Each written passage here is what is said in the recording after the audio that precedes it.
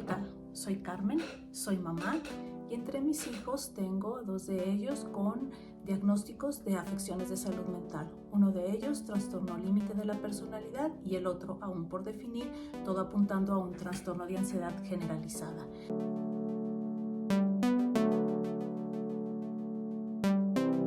Y bueno, les puedo decir que en este camino hay días buenos, verdaderamente buenos, que se disfrutan, pero hay días muy malos también.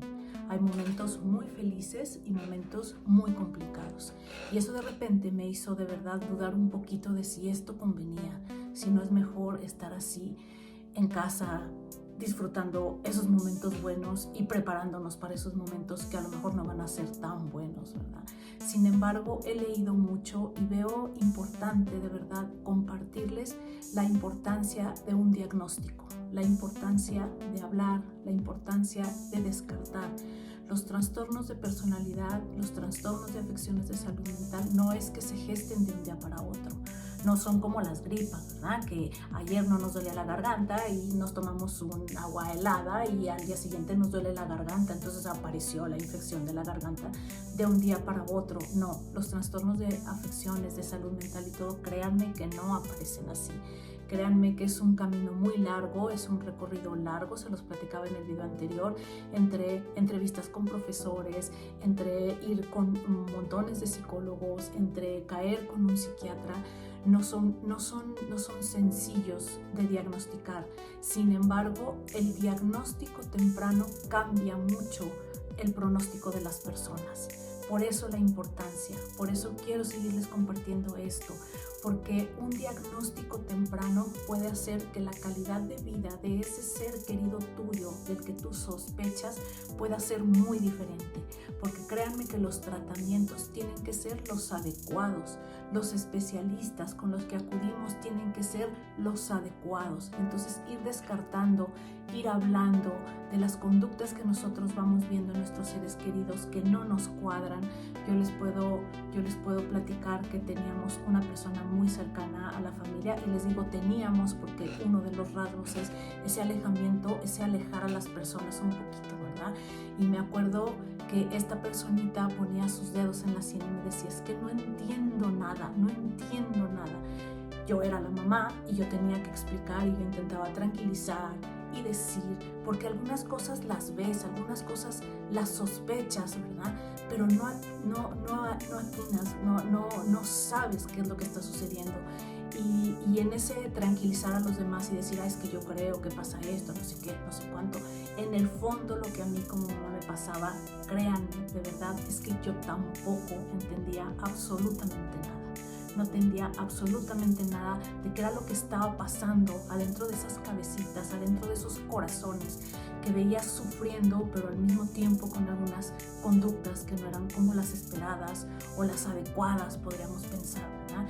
Entonces, en ese caminar y en ese vivir los trastornos y en ese por fin llegar a los diagnósticos, hay para las personas que lo viven muchas veces mucha soledad.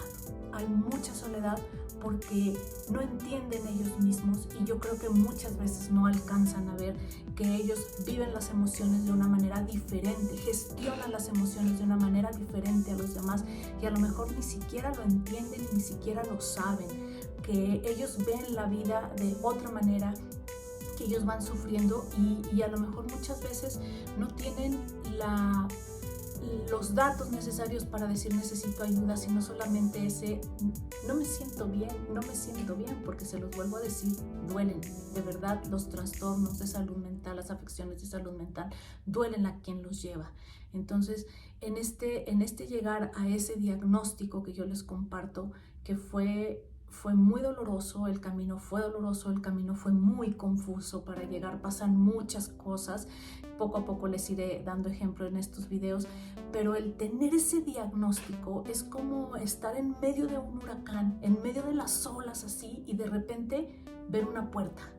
O sea, el que te digan, el ir con el médico, recuerdo yo muchísimo la vez que a lo mejor puedo decirlo así, la vez que me cayó el 20 del diagnóstico de mis hijas, ¿verdad? Esa vez que fui yo con el psiquiatra a compartirle algunas cosas que yo veía, hice la pregunta de esta manera y le dije, doctor, dígame, entonces no estoy frente a una adolescencia rebelde. Y el doctor puso su mirada fija en mí, lo puedo recordar muchísimo. Yo creo que para él no va a ser un recuerdo importante, pero para mí es un recuerdo fundamental en esto. Clavada su mirada y diciéndome, no, señora, esto no es una adolescencia rebelde. Y me empezó a explicar, nos empezó a explicar qué era este trastorno, de qué se trataba. Y empiezan, bueno, ese día fue como muy vago, ese día fue como muy doloroso, pero créanme que de verdad, en ese huracán, en ese no entender a veces qué pasa, en ese ir con los maestros y que te digan, sí se portó mal, pero no, es que no estuvo tan mal, porque entonces también esto y esto y esto, no, pero, o sea, es confusión, confusión, confusión, hasta que llega el diagnóstico. Entonces, en este video yo les quiero decir, si tienen dudas de conductas de sus hijos, si se les hacen inapropiadas, si se les hacen raras, si se les hacen que los ven sufrir, cuando ustedes dicen, no veo como tanto, ¿verdad?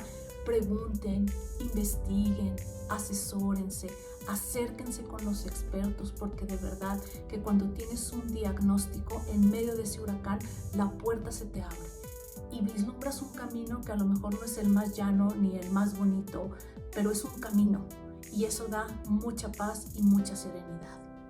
Muchas gracias por escuchar.